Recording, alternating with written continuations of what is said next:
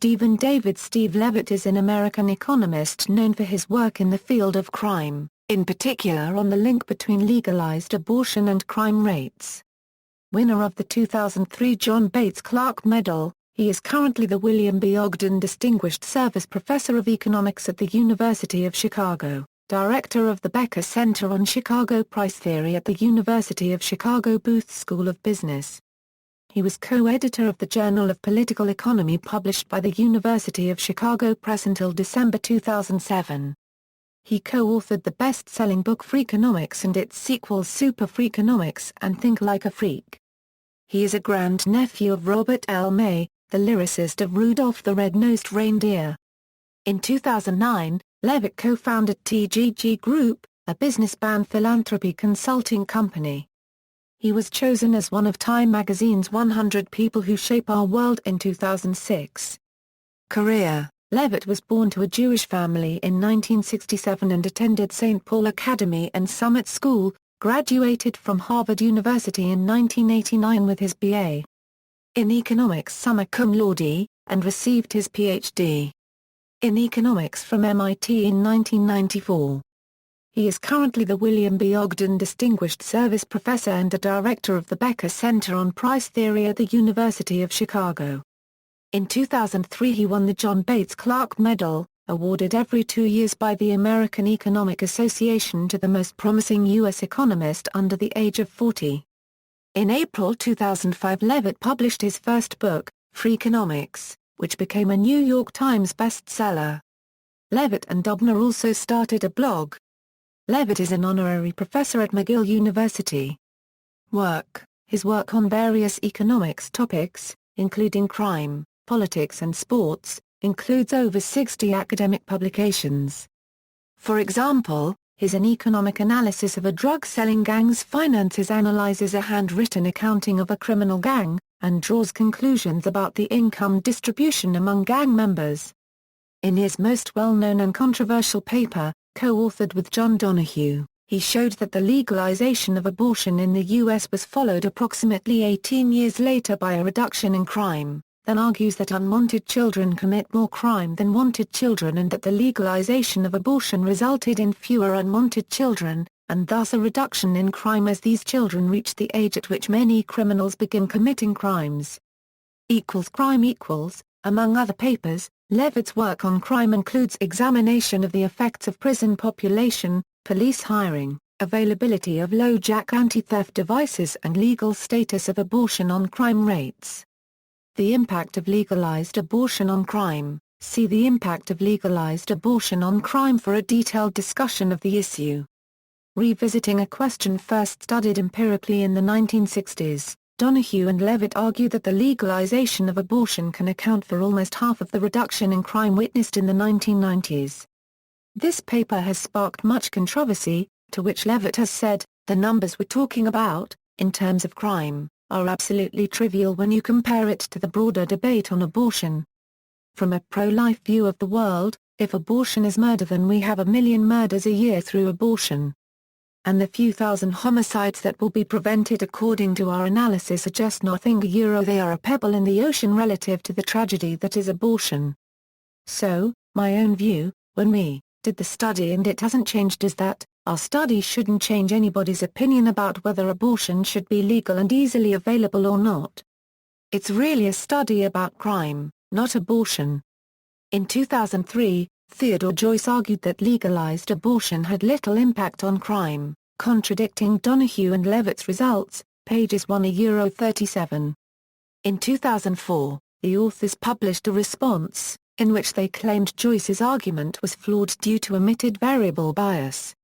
In November 2005, Federal Reserve Bank of Boston economist Christopher Foote and his research assistant Christopher Goes published a working paper, in which they argued that the results in Donahue and Levitt's abortion and crime paper were due to statistical errors made by the authors, the omission of state-year interactions and the use of the total number of arrests instead of the arrest rate in explaining changes in the murder rate. When the corrections were made, Foote and Goes argued that abortion actually increased violent crime instead of decreasing it and did not affect property crime. They even concluded that the majority of women who had abortions in the 1970s were middle-class whites rather than low-income minorities, as Levitt stated. This was, they stated, because white middle-class women had the financial means for an abortion.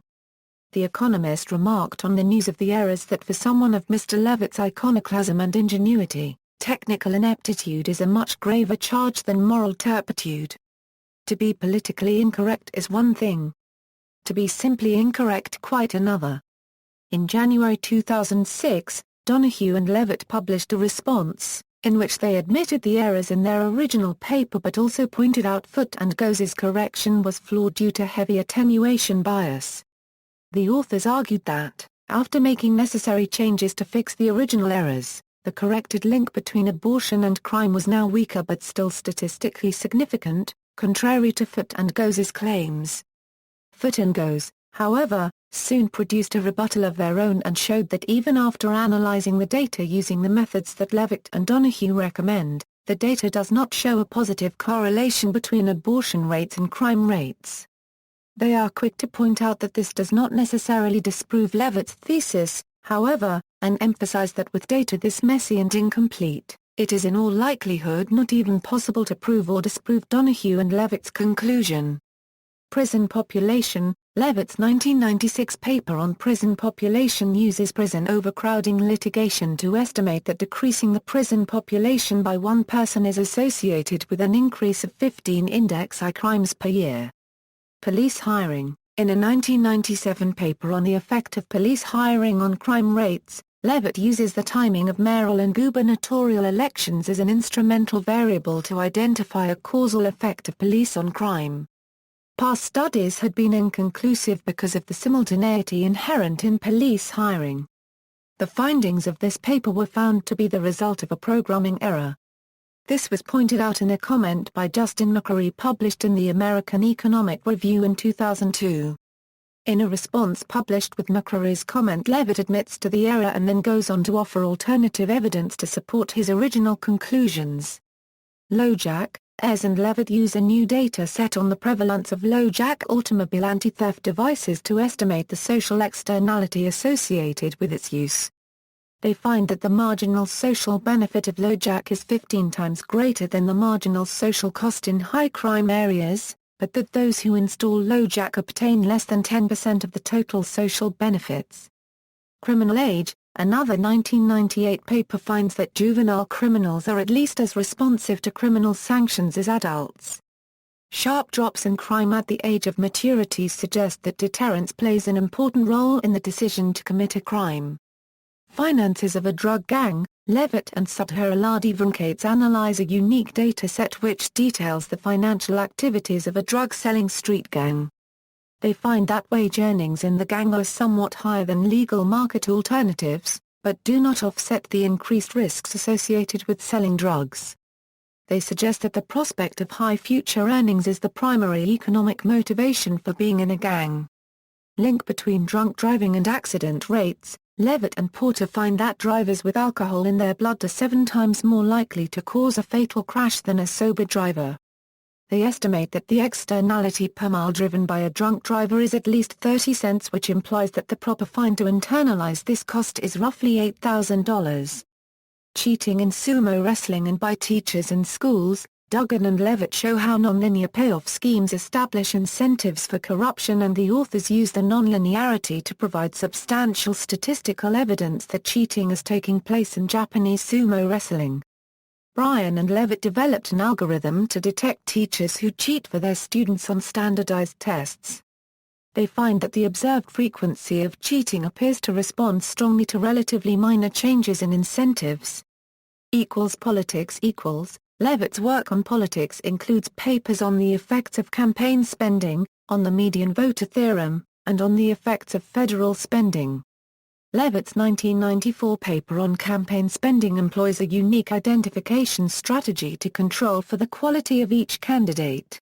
It concludes that campaign spending has a very small impact on election outcomes, regardless of who does the spending. On the subject of federal spending and elections, Previous empirical studies were not able to establish that members of Congress are rewarded by the electorate for bringing federal dollars to their district because of omitted variables bias. Levitt and Snyder employ an instrument which circumvents this problem and finds evidence that federal spending benefits congressional incumbents. They find that an additional $100 per capita spending is worth as much as 2% of the popular vote. The 1996 paper on the median voter theorem develops a methodology for consistently estimating the relative weights in a senator's utility function and casts doubt on the median voter theorem, finding that the senator's own ideology is the primary determinant of roll call voting patterns.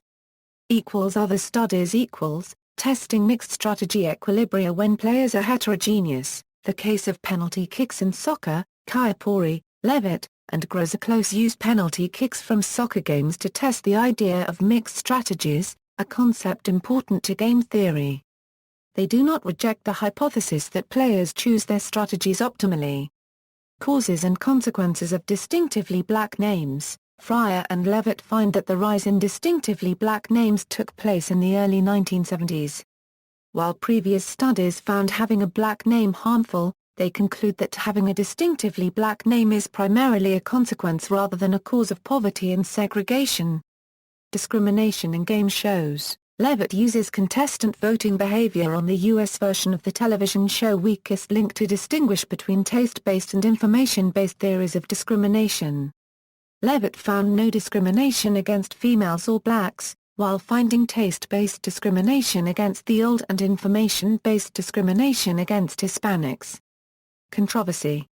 Defamation suit On April 10, 2006, John Lott filed suit for defamation against Stephen Levitt and HarperCollins publishers over the book Freakonomics and against Levitt over a series of emails to retired economist John B. McCall. In the book Freakonomics, Levitt and co-author Stephen J. Dubner claimed that the results of Lott's research in More Guns, Less Crime had not been replicated by other academics.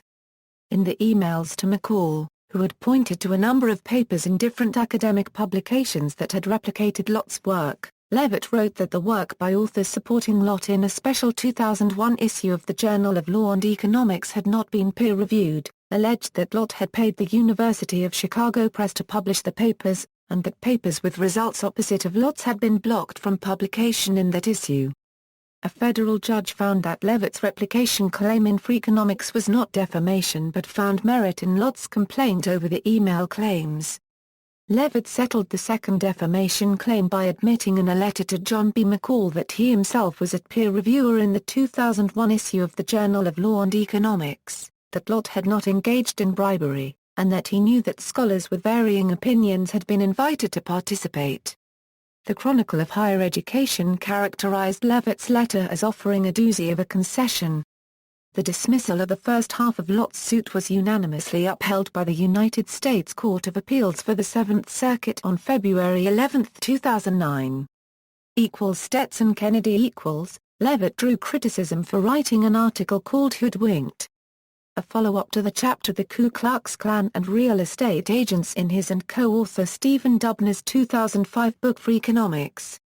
The chapter compares the two as having power derived from secret information. It goes on to detail how Stetson Kennedy infiltrated the KKK and disseminated its secrets, effectively stripping it of much of its power. In 2006, Dubner and Levitt co-authored an article in the New York Times reporting that some of author Stetson Kennedy's accounts were embellished and his 1942 book The Klan Unmasked did not meet journalistic standards. Selected bibliography. Academic publications 4 essays in Positive Political Economy PhD thesis, DSPACE at MIT. Massachusetts Institute of Technology, Department of Economics. 1994. Using repeat challenges to estimate the effect of campaign spending on election outcomes in the U.S. House. Journal of Political Economy, 1994, 102, 4, pages 777-98. How do senators vote? Disentangling the role of voter preferences, party affiliation, and senator ideology. American Economic Review, 1996, 86, 3, pages 425–41. The effect of prison population size on crime rates, evidence from prison overcrowding litigation. Quarterly Journal of Economics, 1996, 111, 2, pages 319–51. The impact of federal spending on House election outcomes. Journal of Political Economy, 1997, 105, 1, pages 30–53, using electoral cycles in police hiring to estimate the effect of police on crime. American Economic Review, 1997, 87, 3, pages 270–90. Measuring Positive Externalities from Unobservable Victim Precaution, an Empirical Analysis of LoJack. Quarterly Journal of Economics, 1998, 113, 1, pages 43–77. Juvenile Crime and Punishment. 1998, Journal of Political Economy, 106, December, 1156–1185. An Economic Analysis of a Drug-Selling Gang's Finances. Quarterly Journal of Economics, 2000, 115, 3, pages 755–89. The Impact of Legalized Abortion on Crime. Quarterly Journal of Economics, 2001, 116, 2, pages 379–420. How Dangerous Are Drinking Drivers? Journal of Political Economy, 2001, 109, 6, pages 1198–237. Testing Mixed Strategy Equilibria When Players Are Heterogeneous, The Case of Penalty Kicks in Soccer. American Economic Review, 2002, 92, pages 1138–1151. Winning Isn't Everything, Corruption in Sumo Wrestling. American Economic Review, 2002, 92, 5, pages 1594–605, Using Electoral Cycles in Police Hiring to Estimate the Effects of Police on Crime, Reply. American Economic Review, 2002, 92, 4, pages 1244–50. Rotten Apples, An Investigation of the Prevalence and Predictors of Teacher Cheating. Quarterly Journal of Economics, 2003, 118, 3, pages 843–77, The Causes and Consequences of Distinctively Black Names. Quarterly Journal of Economics, 2004, 119, 3, pages 767–805. Levitt, Stephen D. Testing Theories of Discrimination, Evidence from Weakest Link. Journal of Law and Economics 47, 431 doi, 10.1086/425591. Levitt, Stephen D. Understanding Why Crime Fell in the 1990s, 4 Factors That Explain the Decline and 6 That Do Not. Journal of Economic Perspectives 18, 163–190 doi, 10.1257/089533004773563485. Other publications Freakonomics, A Rogue Economist Explores the Hidden Side of Everything. William Morrow, May 2005, SuperFreakonomics, Global Cooling, Patriotic Prostitutes, and Why Suicide Bombers Should Buy Life Insurance, co-author, Think Like a Freak. The authors of Freakonomics offer to retrain your brain, co-author with Stephen Dubner, When to Rob a Bank. And 131 More Warped Suggestions and Well-Intended Rants, co-author with Stephen Dubner. See also, Business and Economics Portal. References. External links, the Becker Center on Chicago Price Theory. Professor Levitt's homepage at the University of Chicago. Levitt's bio at TGG Group, profile and papers at Research Papers in Economics. RePEC, profile in Who's Who in Economics, official Freakonomics site and Levitt's blog, author profile at HarperCollins, Ubben Lecture at DePauw University, November 30, 2009, Stephen Levitt at TED, TED Talks, Stephen Levitt analyzes crack economics at TED in 2004, TED Talks, Stephen Levitt on child car seats at TED Global in 2005. Appearances on C-SPAN.